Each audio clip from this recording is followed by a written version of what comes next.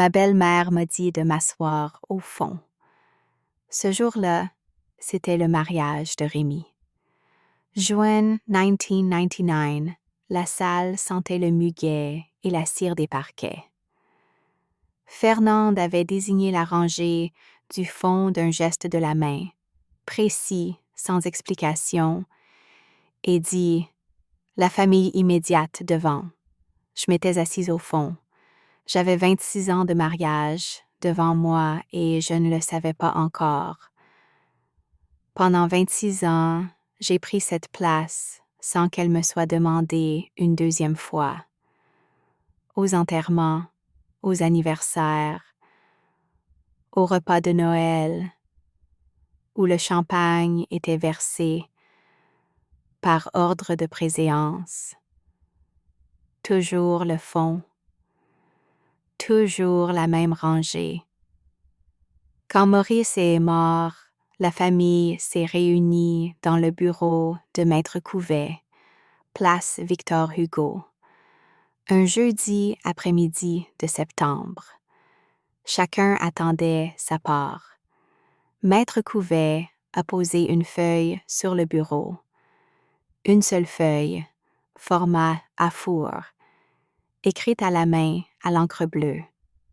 Elle a lu. Et quand elle a atteint mon nom, Fernande a dit, très doucement, comme si elle parlait à elle-même, « Il doit y avoir une erreur. » Il n'y avait pas d'erreur. Maurice avait légué son patrimoine, 1 850 000 euros, et un chalet sur la route de la Chartreuse à moi.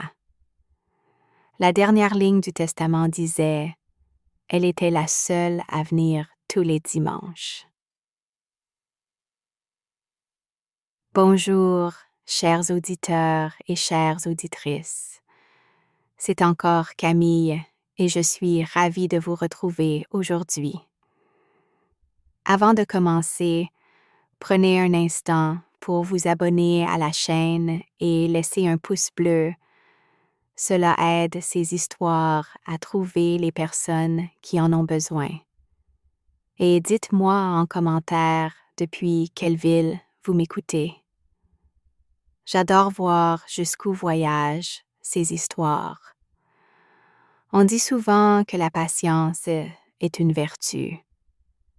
Ce que l'on dit moins, c'est que la patience ressemble parfois à de la résignation de l'extérieur, que les gens qui attendent en silence sont souvent pris pour des gens qui n'ont rien à dire.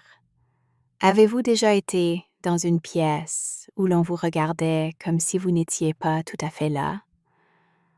Comme si votre présence était tolérée mais pas vraiment reçue. C'est une sensation particulière, pas violente, pas dramatique, mais constante. Elle s'installe sur des années et vous forge quelque chose en retour, si vous lui laissez le temps. J'ai vécu 26 ans dans une famille qui avait décidé, avant même de me connaître, ce que j'étais et ce que je voudrais toujours.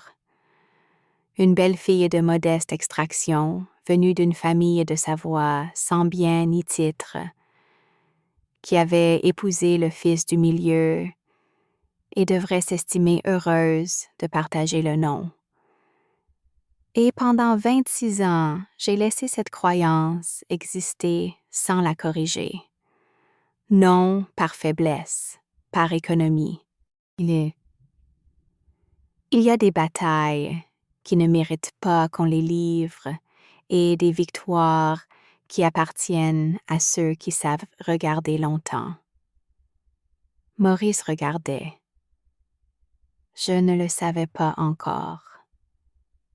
Mais il regardait depuis le début, depuis le fond de son appartement du quartier Championnet, depuis son fauteuil usé où il lisait ses journaux et notait des choses dans un petit carnet à la couverture noire.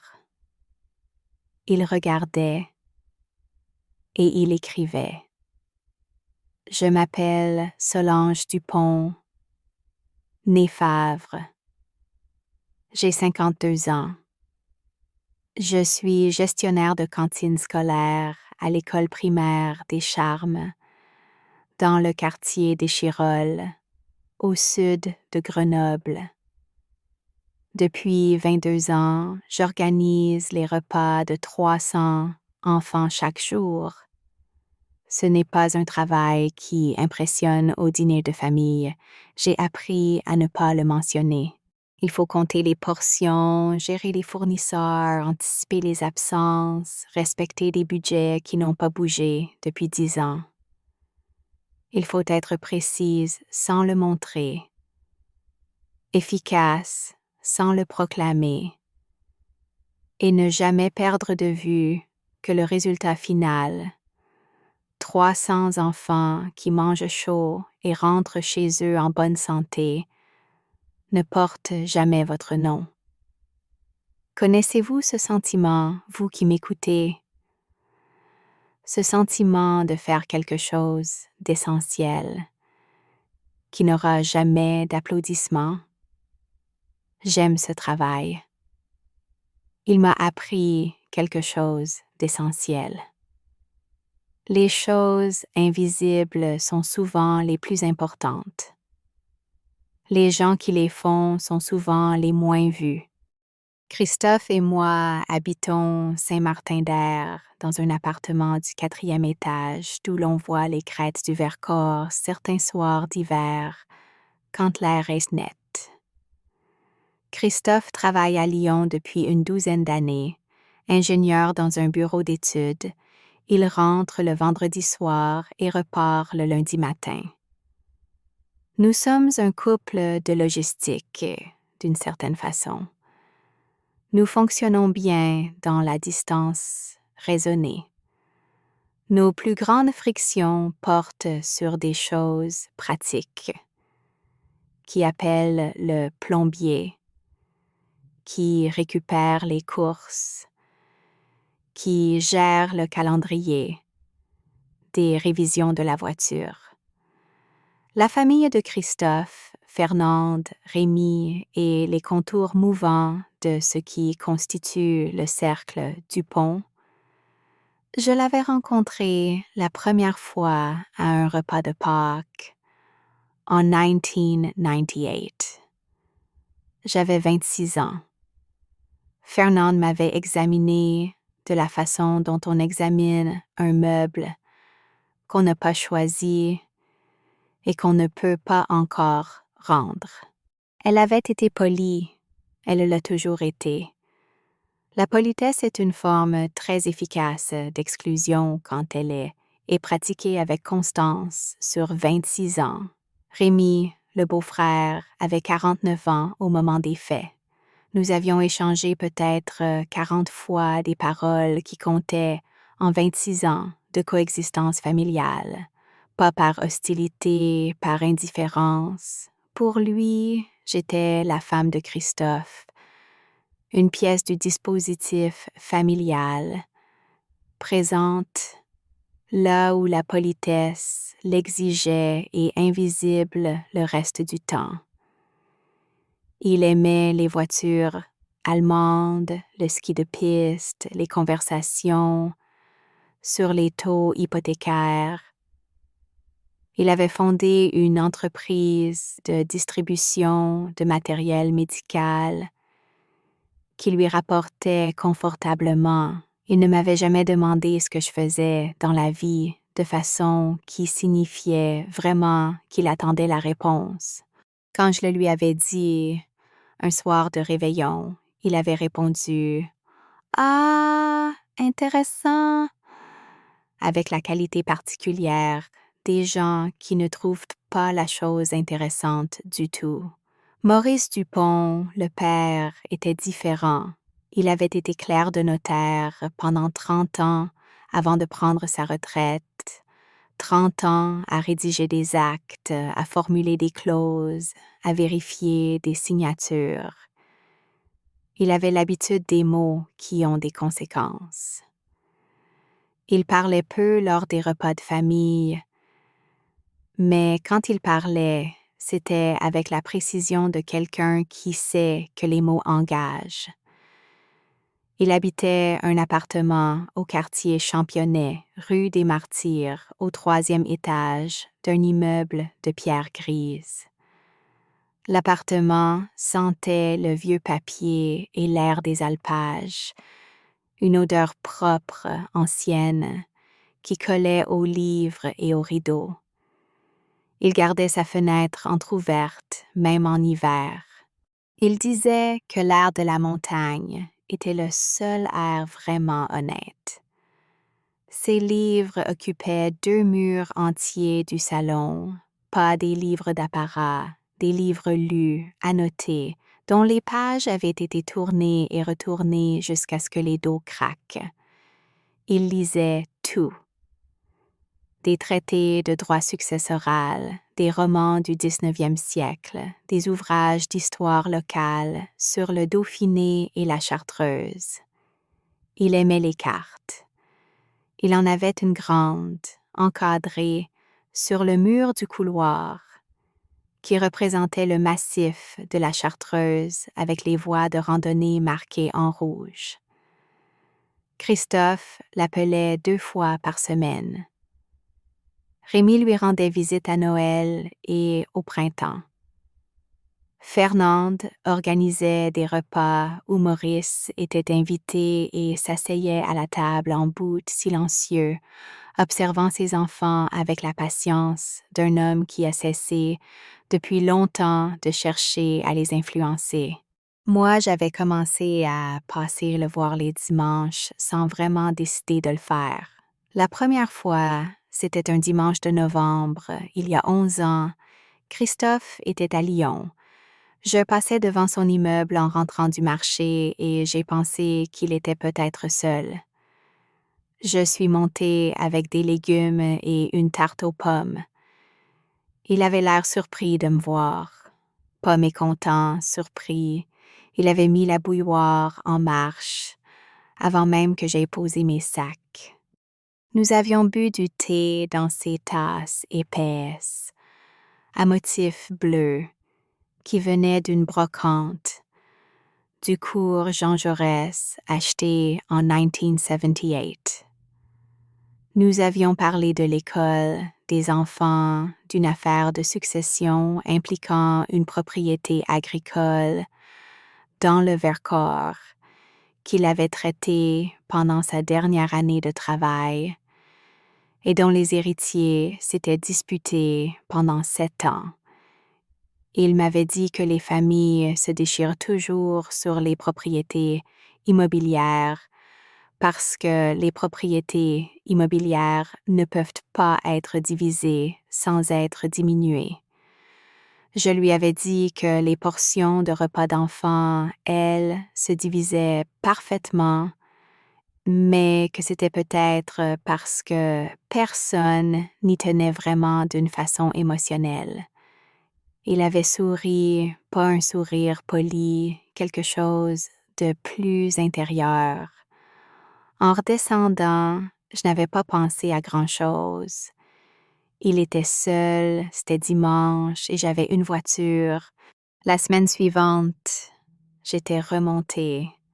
Le premier signe est arrivé 2 ans avant sa mort. Maurice m'avait appelé un mercredi matin, pas Christophe, pas Rémi, moi, pour me demander de le conduire au chalet une dernière fois avant l'hiver. Il n'était plus en état de conduire seul depuis 6 mois. Son médecin avait recommandé l'arrêt de la conduite après un malaise bénin au printemps.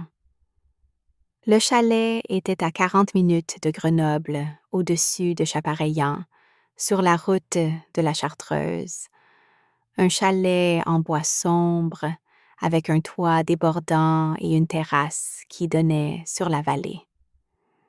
Je l'avais emmené un samedi de mars. Il neigeait encore sur les hauteurs. Les virages en épingle de la route montante était bordé de talus blancs et les épicéas pliaient légèrement sous le poids accumulé. Maurice regardait la route se dérouler sous les arbres.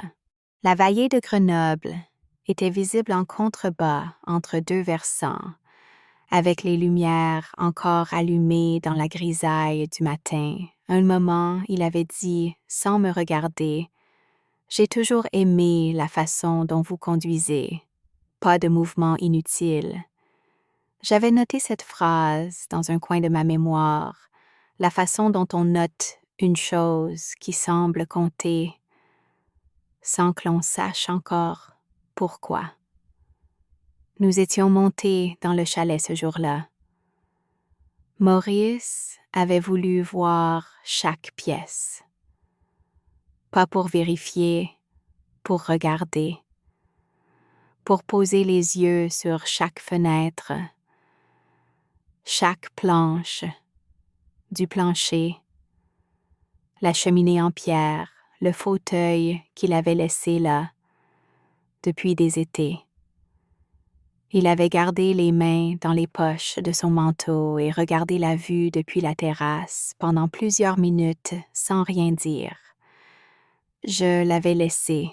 Il y avait le bruit du vent dans les sapins et plus bas une route invisible où passait parfois une voiture. Rien d'autre.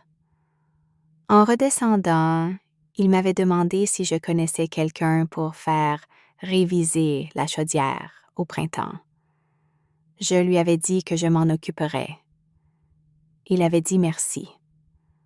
Pas merci à toi, avec l'emphase de la gratitude théâtrale, juste merci, le mot d'un homme qui tient compte des choses. Le deuxième signe était plus concret. 3 mois après ce trajet, une lettre était arrivée à notre appartement, adressée à moi personnellement, sur enveloppe à en-tête du cabinet de Maître Couvet, 14 place Victor Hugo, Grenoble. La lettre demandait de bien vouloir confirmer mes coordonnées postales et téléphoniques pour les besoins d'un dossier successoral. C'était formulé avec la neutralité d'une lettre de routine. Vous auriez peut-être compris, vous. Moi, j'avais classé la lettre dans le dossier administratif sans en parler à Christophe, sans en parler à personne.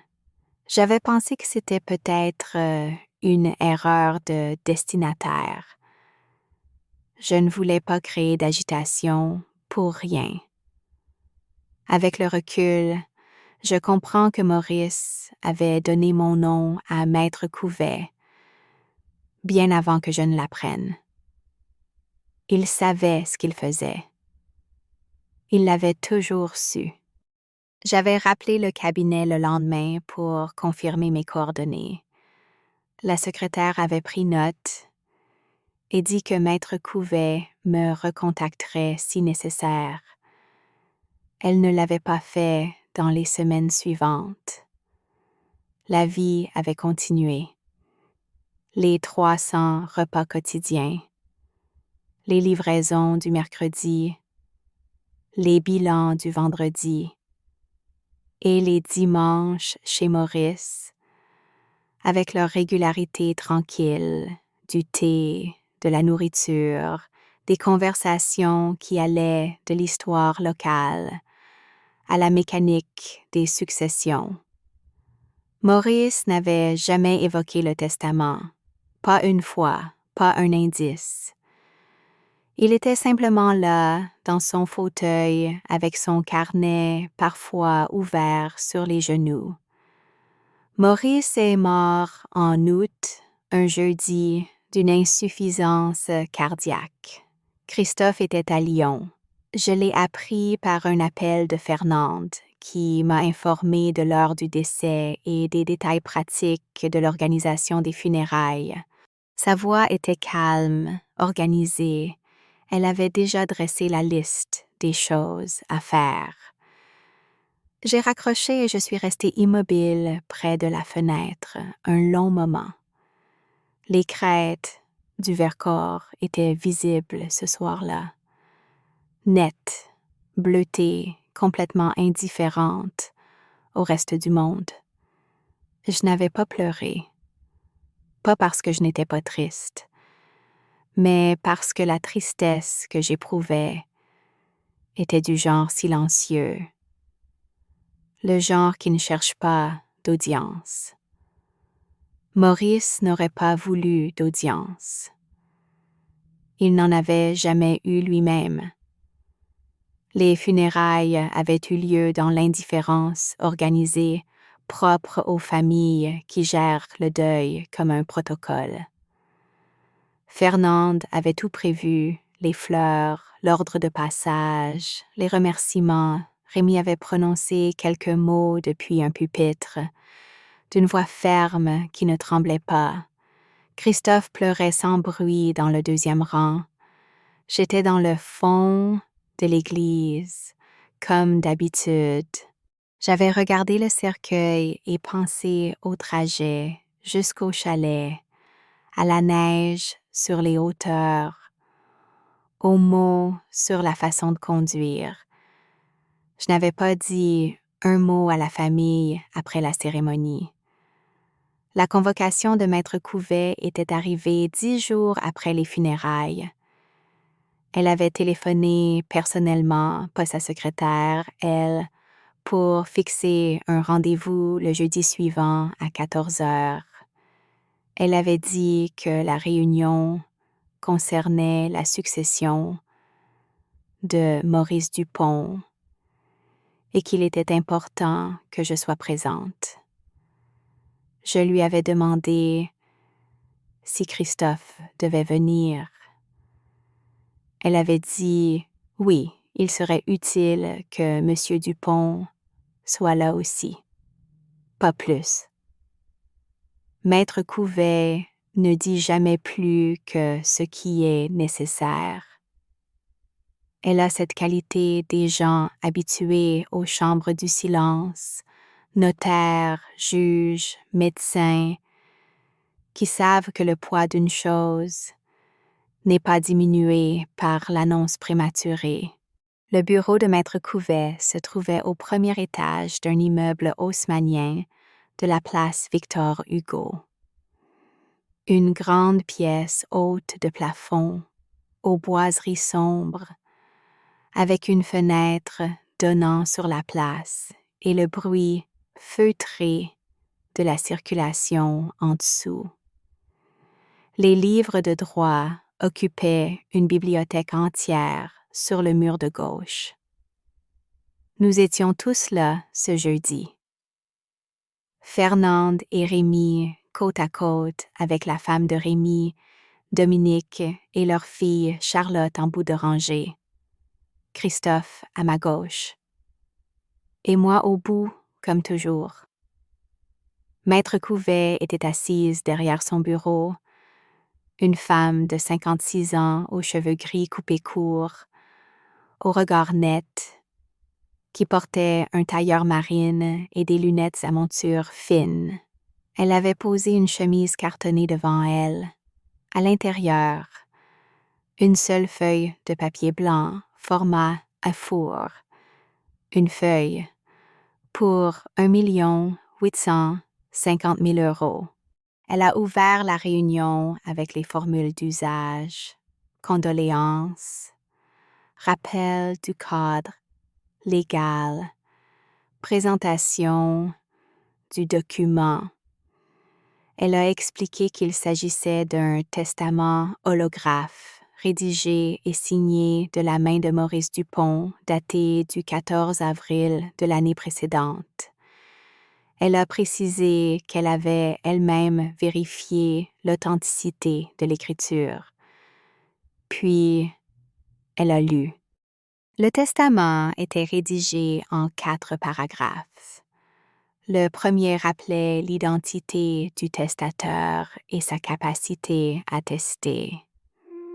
Le deuxième désignait Solange Dupont, née Favre, comme légataire universel de l'ensemble du patrimoine successoral, incluant les comptes bancaires et de courtage pour un montant total estimé à 1 570 000 € et le chalet situé au-dessus de Chapareillan, sur la commune de Saint-Pierre-d'Entremont, estimé à 280 000 € total, 1 850 000 €.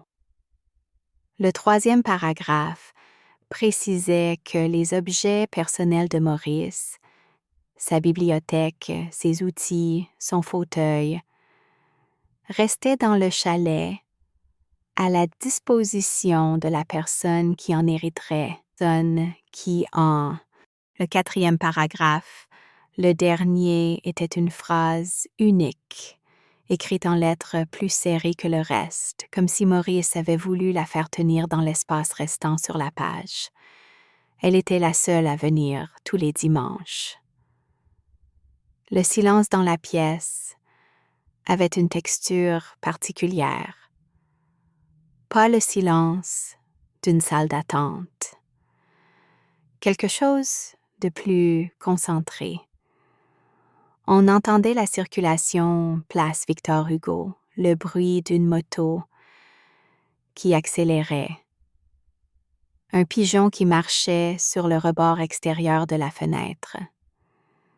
Fernande avait dit « Il doit y avoir une erreur », si doucement que je n'avais pas été sûre, dans le premier instant, qu'elle avait vraiment parlé.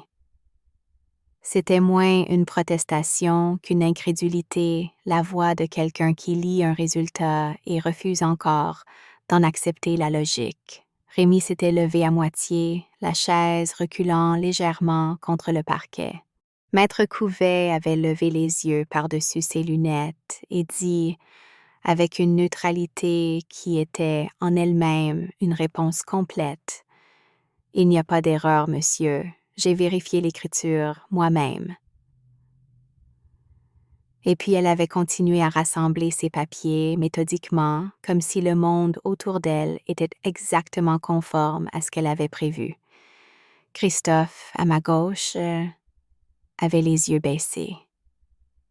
Je n'ai rien dit. Je n'avais rien à dire que Maître Couvet n'avait déjà dit avec plus d'autorité et moins de mots. Christophe n'a pas parlé pendant les 20 premières minutes du trajet retour. Je conduisais sans mouvement inutile. La formule de Maurice s'était glissée dans ma façon de tenir le volant. À un moment, sur la rocade, entre le péage du Rondeau et l'échangeur de Saint-Martin, Christophe s'était mis à pleurer. Pas bruyamment. Les larmes coulaient simplement le long de ses joues, et il regardait droit devant lui.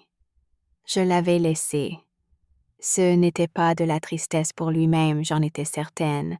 C'était quelque chose de plus compliqué, la reconnaissance d'un fait qu'il n'avait pas su voir quand son père était encore vivant pour le lui montrer. Rémi avait appelé le soir même. Sa voix était tendue, contrôlée, avec la qualité particulière des voix des gens qui ont décidé de ne pas se mettre en colère, mais qui y travaillent activement. Il m'avait dit que le testament serait contesté. J'avais dit que je comprenais sa surprise. Il avait dit qu'il ne s'agissait pas de surprise. J'avais dit que j'en comprenais néanmoins la logique. Et j'avais raccroché, puis immédiatement rappelé Maître Couvet pour lui demander de prendre en charge la suite de la procédure. Ce que j'appris dans les semaines suivantes changeait ma compréhension de tout ce que j'avais vécu depuis 11 ans. Avez-vous jamais découvert que quelqu'un vous avait vu avec bien plus de clarté que vous ne vous étiez vu vous-même? Pas de façon romantique, de façon factuelle, documenté, avec des dates et des entrées hebdomadaires. Maurice avait tenu un journal, un petit carnet à couverture noire, format poche, dans lequel il notait chaque dimanche depuis 15 ans. Maître Couvet en possédait une copie des pages pertinentes que Maurice lui avait remises avec le testament au printemps précédent. Les entrées documentaient les visites du dimanche, la date, la durée, ce dont nous avions parlé, ce que j'avais apporté. 11 ans de dimanche. Des soupes de légumes en hiver, des tartes aux pommes, des conversations sur les alpages, sur les clients qu'il avait suivis pendant ses années de notariat, sur les enfants de l'école. Il avait tout consigné, avec la précision de quelqu'un qui a passé 30 ans à rédiger des actes et qui sait que les faits ont besoin d'une trace pour durer.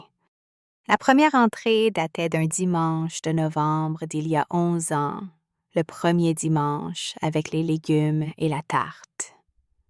Il avait écrit « Solange est venue aujourd'hui. Thé, tarte. » Conversation sur les successions agricoles du Vercors. Elle pose des questions vraies.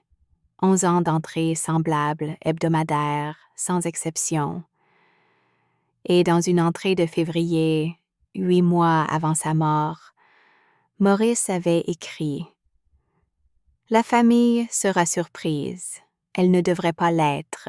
Elle disposait des mêmes informations. Elle a choisi autrement. » C'était la phrase d'un homme qui avait réfléchi à la question depuis longtemps. Pas dans un moment de colère, pas dans une heure d'abandon. Il avait regardé pendant 11 ans et il avait conclu ce que les faits lui imposaient de conclure. Saviez-vous que le testament holographe est l'une des formes testamentaires les plus solides du droit français, précisément parce qu'il est entièrement personnel? Il n'exige pas d'intervention notariale s'il est écrit à la main, daté et signé par le testateur. Maurice, qui avait rédigé des centaines d'actes en 30 ans de carrière, le savait parfaitement. Son testament remplissait toutes les conditions. Il était daté du 14 avril. Il était signé en entier, avec les noms, prénoms et la mention du lieu de rédaction. Son écriture régulière, légèrement penchée à droite, reconnaissable à quiconque avait vu ses documents de travail, était identifiable sans ambiguïté. Il n'avait rien laissé à l'imprécision. 30 ans de métier ne laissent pas beaucoup de place au hasard. L'avocat de Rémy déposa une requête en nullité au tribunal judiciaire de Grenoble dans les 10 jours suivant la lecture du testament. Le motif invoqué était l'influence indue, la suggestion que j'aurais exercé une pression sur Maurice. Maître Couvet reçut la notification et me téléphona pour m'en informer, avec le même ton neutre qu'elle employait pour tout. Elle avait déjà préparé la réponse. Elle déposerait le journal, les entrées photographiées page par page, le rapport d'un expert graphologue mandaté pour confirmer l'écriture, et une note chronologique établissant que le testament avait été rédigé 11 mois avant la mort de Maurice, à une époque où il était en pleine possession de ses facultés, médicalement documentées. Elle avait dit tout cela en 8 minutes. Je lui avais dit que j'avais confiance en elle. Elle avait dit que c'était utile, mais que la confiance ne ferait pas le travail. Les pièces le feraient. C'est une femme qui croit aux preuves. Je me souviens du jour où j'avais récupéré le dossier complet chez Maître Couvet, une chemise épaisse, plusieurs centimètres, toutes ces pages numérotées, ces entrées de journal reproduites en photocopie. Les dates couraient sur 11 ans.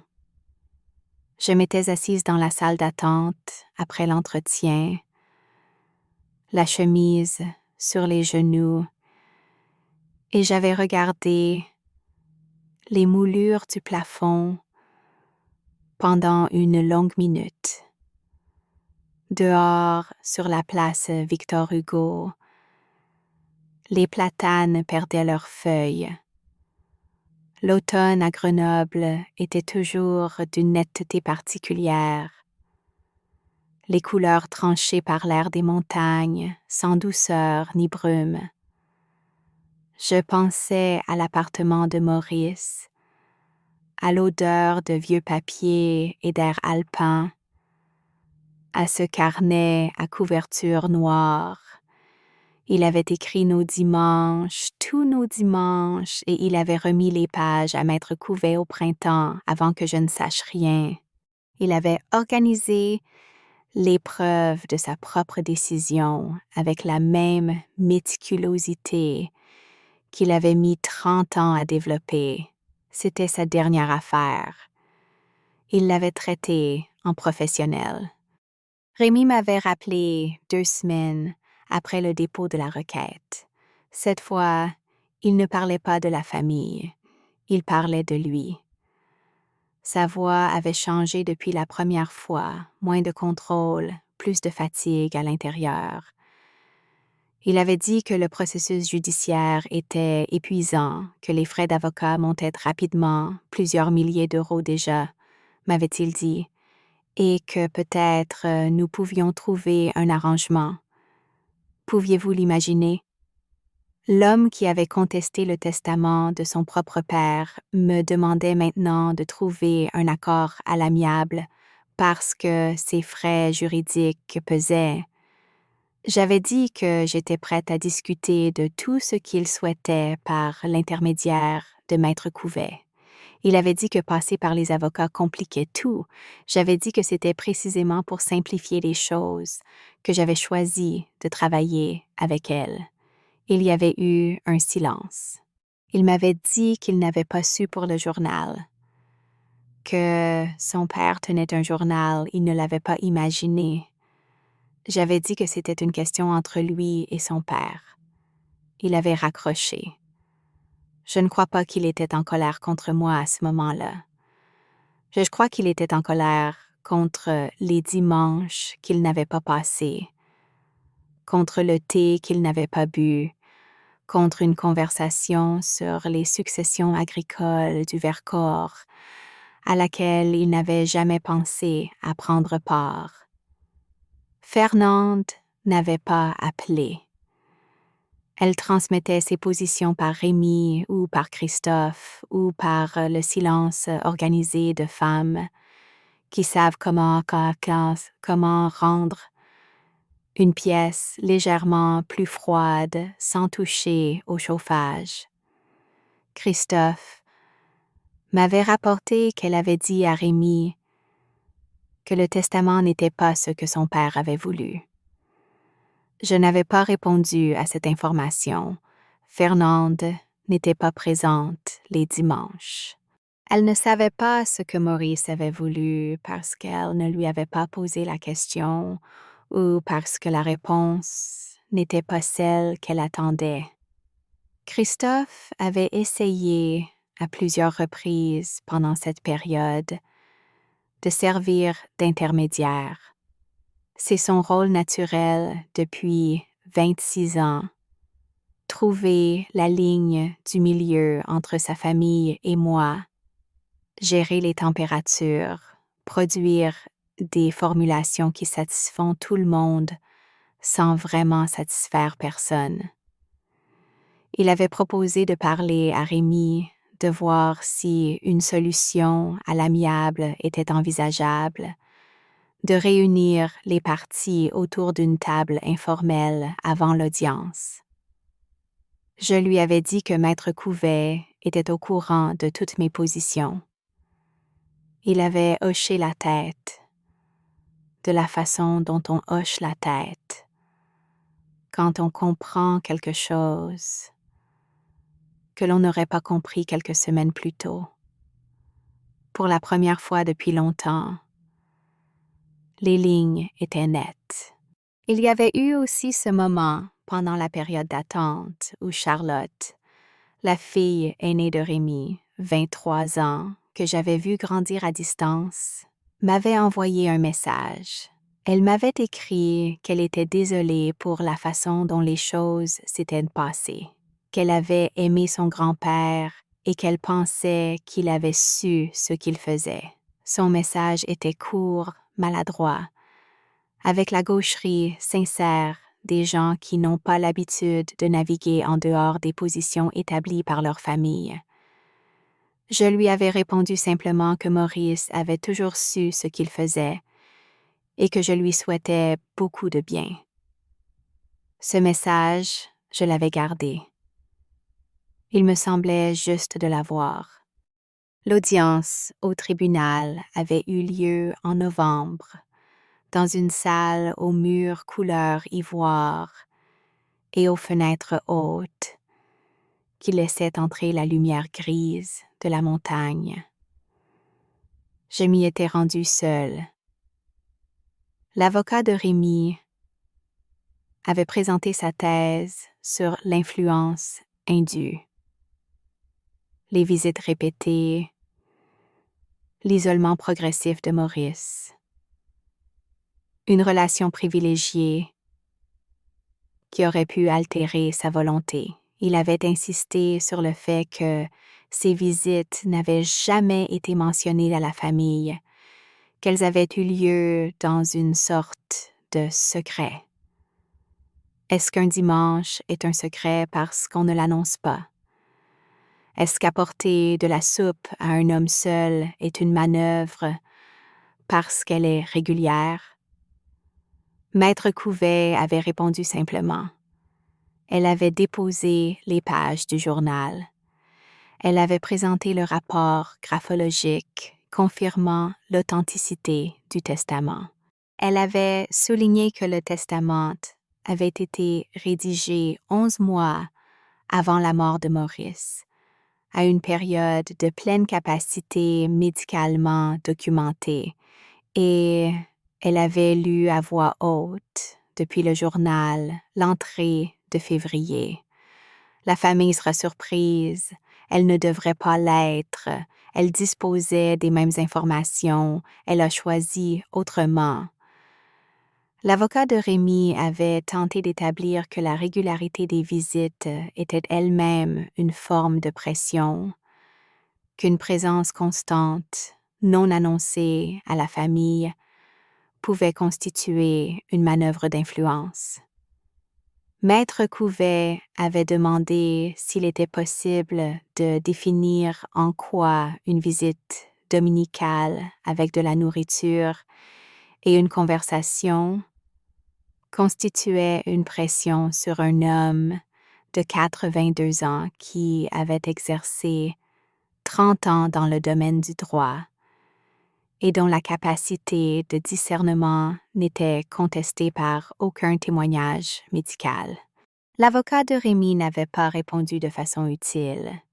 Il avait dit que l'influence pouvait être subtile. Maître Couvet avait dit que la subtilité, dans ce cas, était indiscernable de l'affection ordinaire, documentée sur 11 ans. Le tribunal avait pris l'affaire en délibéré.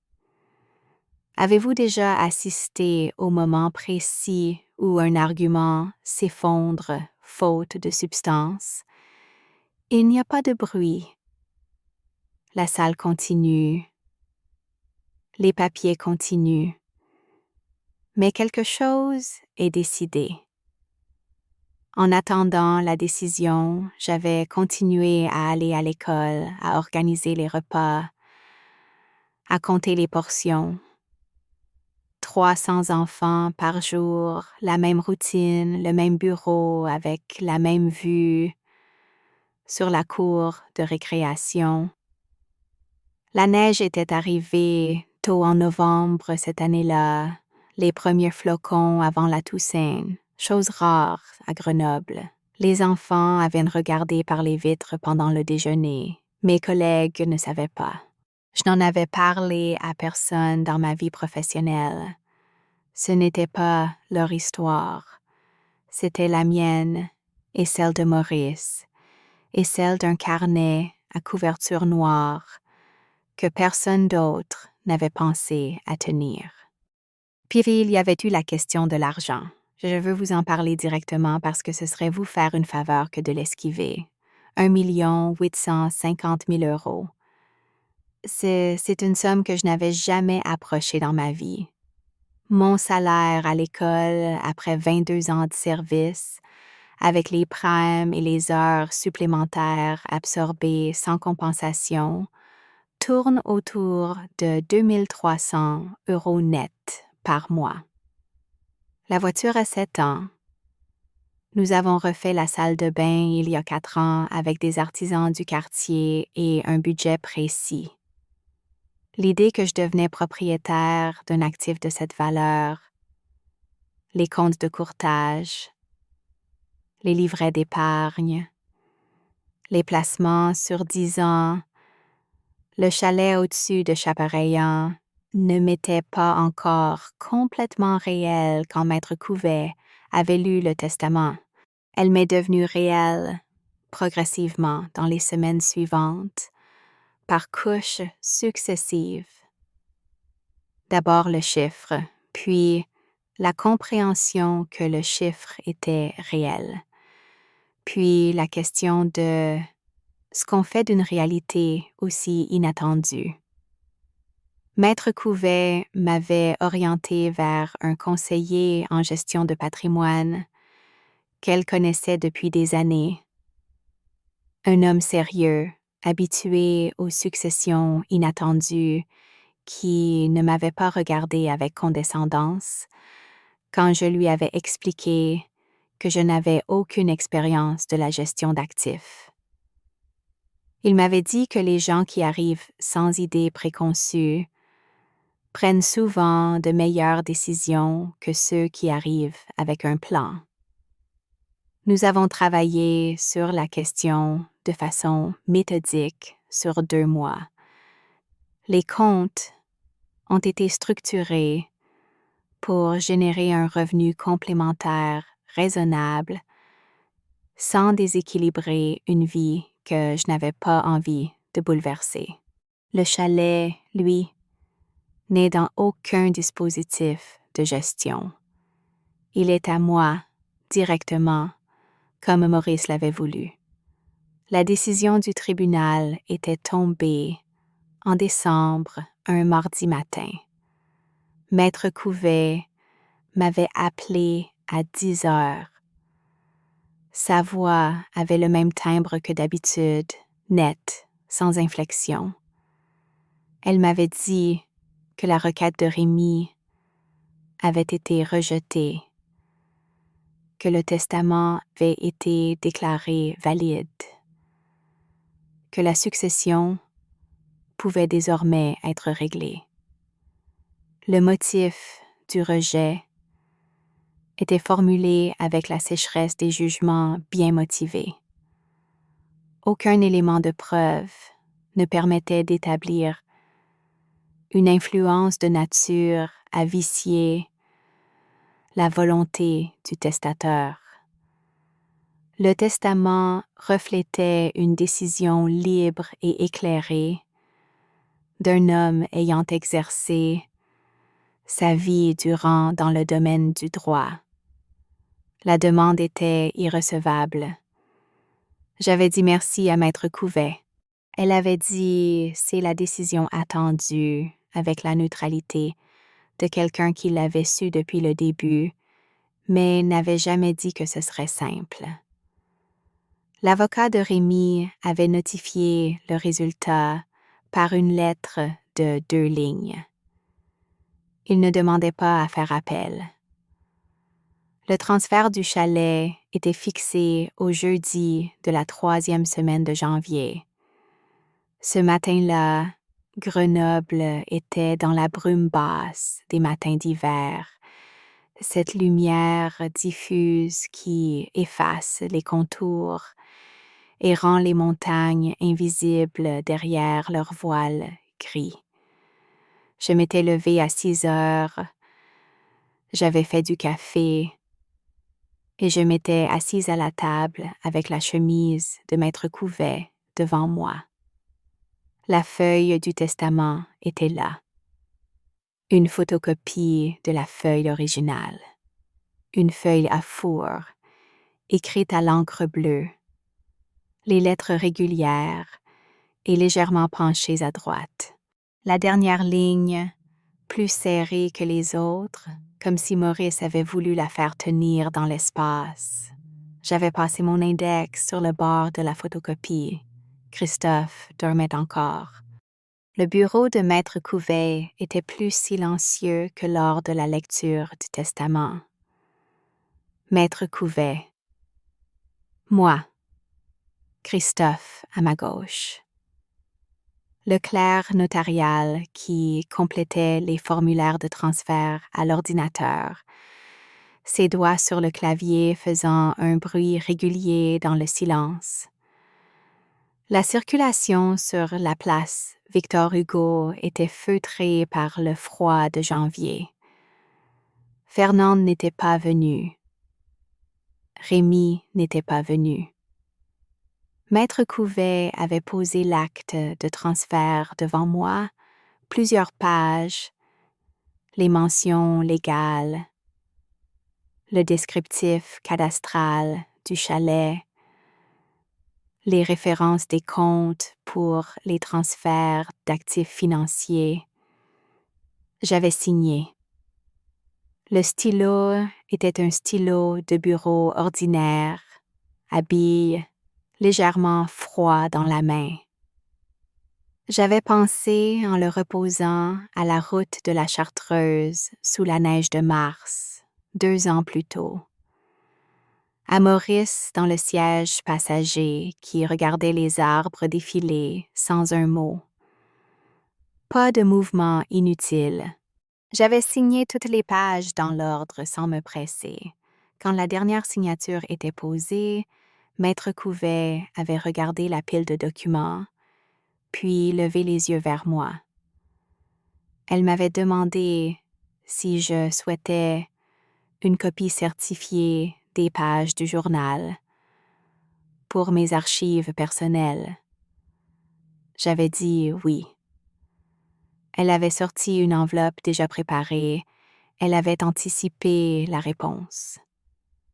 Christophe avait regardé l'enveloppe sur le bureau, puis levé les yeux vers moi et dit « De la façon dont on dit quelque chose qu'on a tenu longtemps avant de pouvoir le formuler, il avait raison, vous savez. » J'avais dit « Je sais, il avait généralement raison. » Maître Couvet rangeait ses documents. Elle n'avait regardé ni l'un ni l'autre en premier. Dehors, la brume commençait à se lever sur la place, et le toit de l'église Saint-Louis redevenait visible dans la lumière blanche de janvier. Cette nuit-là, Christophe m'avait demandé pardon, pas de façon théâtrale, assis à la table de la cuisine avec sa tasse de tisane qu'il avait laissée refroidir. Il avait dit qu'il n'avait pas su voir ce que sa famille me faisait subir depuis 26 ans, ou peut-être qu'il l'avait su sans agir, ce qui revenait au même. Il avait dit que ce que son père avait fait, me choisir, documenter le choix, l'écrire dans les formes légales correctes, lui semblait maintenant la chose la plus juste qu'un membre de sa famille ait accomplie de tout son vivant. Je l'avais laissé parler, puis j'avais dit que je ne lui en voulais pas, que le pardon était possible, que certaines choses prenaient simplement du temps à devenir visibles et que maintenant elles l'étaient. Nous n'avions plus parlé de la famille Dupont cette nuit-là. Dehors, la brume de janvier s'était levée et les crêtes du Vercors revenaient dans le noir, net et bleu. J'ai encadré la dernière ligne du testament. Pas l'acte entier, juste la dernière ligne en facsimilé, montée sous verre dans un cadre simple en bois naturel. Elle est accrochée dans la pièce principale du chalet, là où était le fauteuil de Maurice. J'ai gardé le fauteuil. Il est contre le mur, face à la fenêtre qui donne sur la vallée de la Chartreuse. Le bois en est usé aux accoudoirs d'une façon qui dit combien d'heures un homme a passé à regarder par cette fenêtre. Le premier dimanche où je suis montée seule au chalet après le transfert, c'était en février. La neige était haute autour du bâtiment. J'avais allumé le poêle, attendu que la pièce soit chaude et je m'étais assise dans le fauteuil de Maurice. La ligne encadrée était devant moi. Les alpages dehors, sous la neige, le même silence qu'il avait connu pendant des étés et des hivers. Je n'avais rien fait de particulier. J'avais juste regardé par la fenêtre comme lui. Je travaille toujours à l'École des Charmes à Échirolles. 300 enfants chaque jour, les mêmes fournisseurs, les mêmes budgets serrés, les mêmes formulaires. J'avais demandé une journée de congé en janvier pour le transfert. J'avais dit que c'était un rendez-vous administratif. On ne m'a pas demandé plus. Je monte au chalet certains dimanches quand Christophe est à Lyon et que le temps est dégagé. La route de la Chartreuse est la même qu'elle était il y a 2 ans, quand Maurice regardait les arbres depuis le siège passager. Les mêmes épicéas, les mêmes virages en épingle. La même façon dont la vallée s'ouvre d'un coup après le dernier lacet. Je conduis sans mouvement inutile. La révision de la chaudière que je lui avais promis d'organiser, je l'avais fait faire au printemps par une entreprise de Chapareillan. 4200 €. C'était la dernière chose pratique que je lui avais promis. Je l'avais tenue. L'assemblée scolaire de fin d'année avait eu lieu en juin, quelques mois après les faits. Le directeur avait demandé au personnel de se placer à droite de la salle, pendant que les parents d'élèves et les enfants occupaient les rangs du milieu et de gauche. Je me suis retrouvée par réflexe à prendre ma place au fond de la rangée du personnel. Et j'ai regardé la salle depuis cet endroit-là. Les enfants en rang, les parents debout dans l'allée, le directeur devant son pupitre. Et j'ai pensé à ce que Maurice avait dit dans son journal, à la façon dont du fond, on voit tout.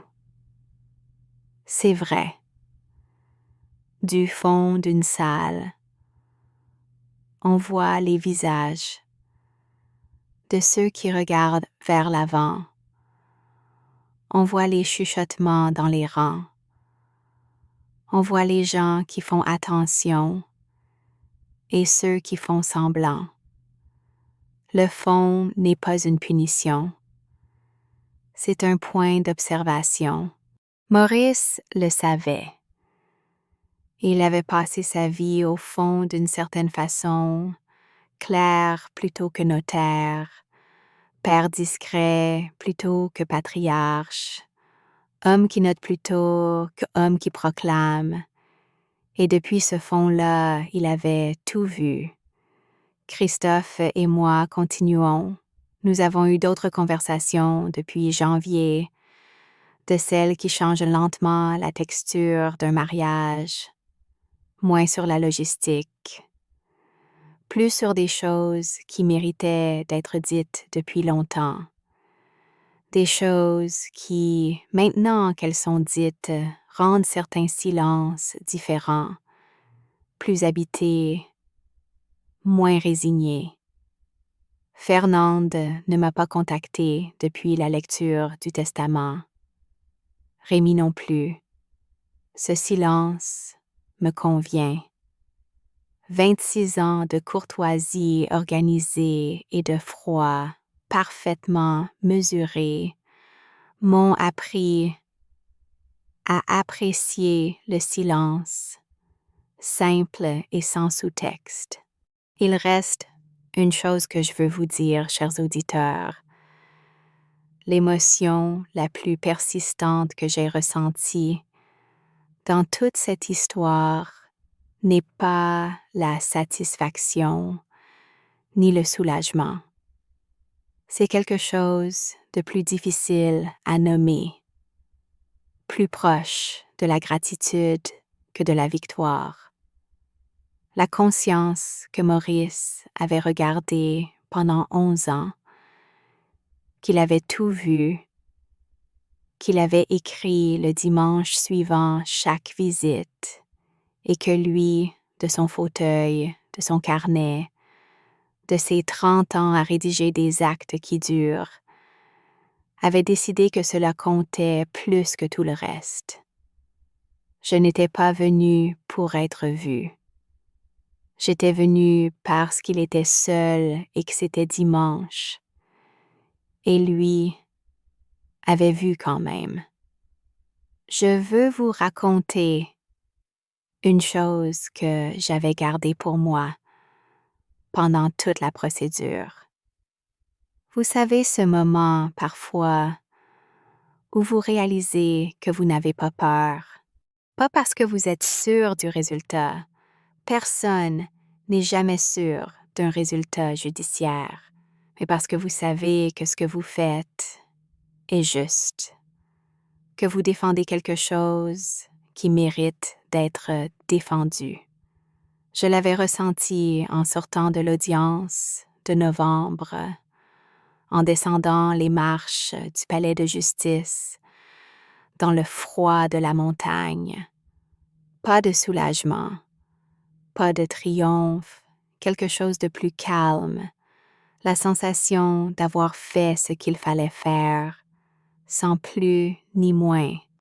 Maître Couvet m'avait appelé le lendemain de l'audience pour un point de suivi. Elle était satisfaite du déroulement, pas soulagée, satisfaite, ce qui est différent. Elle m'avait dit que la présentation du journal avait été décisive, que le tribunal avait clairement vu ce qu'elle voulait lui faire voir. Un homme informé, lucide, qui avait documenté sa propre décision sur 11 ans et l'avait confiée à son notaire dans les formes légales correctes. Elle avait dit « Maurice savait exactement ce qu'il faisait. Il a rendu notre travail facile. » Je lui avais demandé si elle avait souvent des dossiers comme celui-ci. Elle avait réfléchi une seconde, puis dit « Des dossiers où la preuve est entière et honnête. » Non, pas souvent. Pouviez-vous imaginer meilleure réponse? Il y avait aussi une conversation que j'avais eue avec une collègue de l'école, sans jamais lui expliquer pourquoi je lui posais la question. Marie-Hélène, 48 ans, aide cuisinière depuis 17 ans, qui connaissait l'école, les enfants et les saisons de Grenoble mieux que personne. Je lui avais demandé un mardi de novembre, entre le service du midi et la vaisselle, si elle pensait qu'on était vus dans ce travail. Elle avait posé sa louche et réfléchi une seconde comme si la question méritait vraiment une réponse. Puis elle avait dit: Par les enfants, oui. Les enfants voient tout. J'avais pensé à Maurice et à son carnet. Les enfants voient. Et les vieillards aussi, parfois, quand les autres ont cessé de regarder.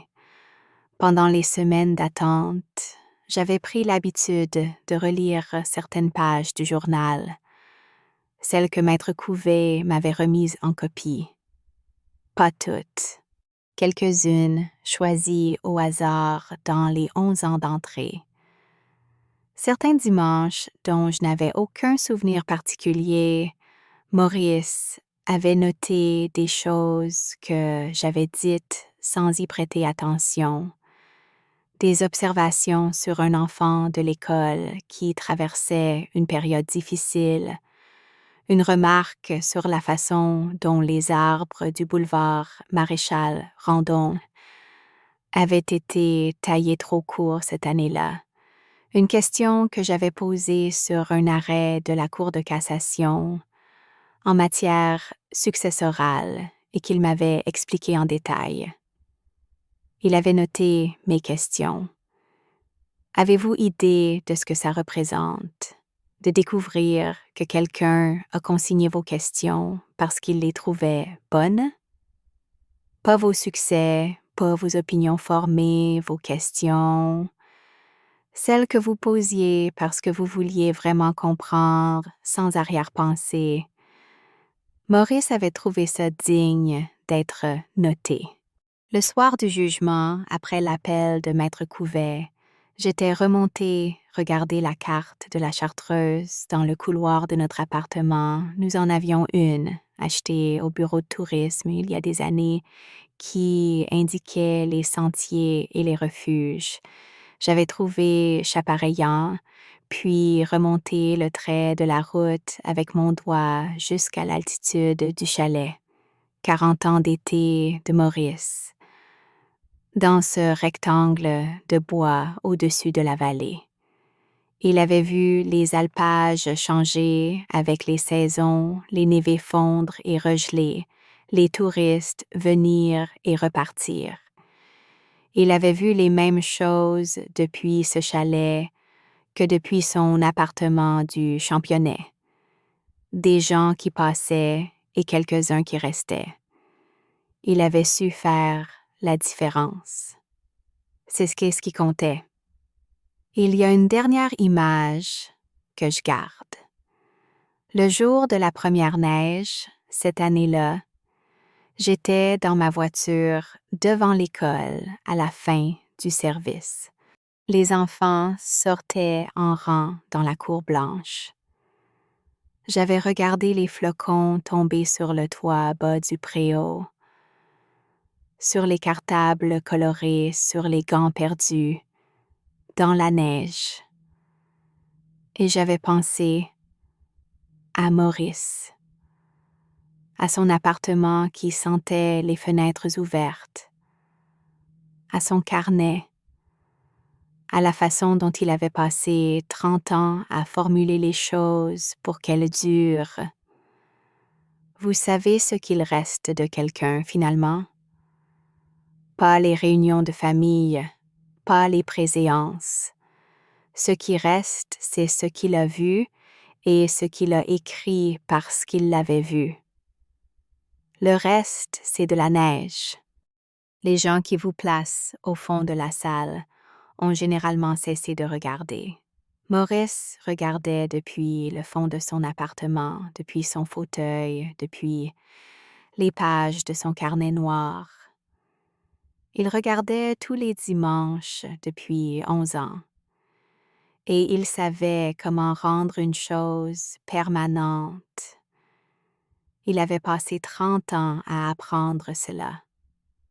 Maintenant, la dernière ligne de ce qu'il a écrit est accrochée dans son chalet, face à sa fenêtre, dans son fauteuil. Qu'auriez-vous fait à ma place? Auriez-vous parlé des visites du dimanche à la famille ou laissé Maurice décider ce qu'il écrirait?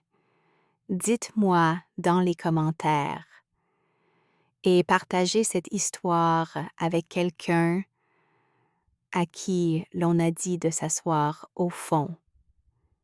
Merci de m'avoir écouté.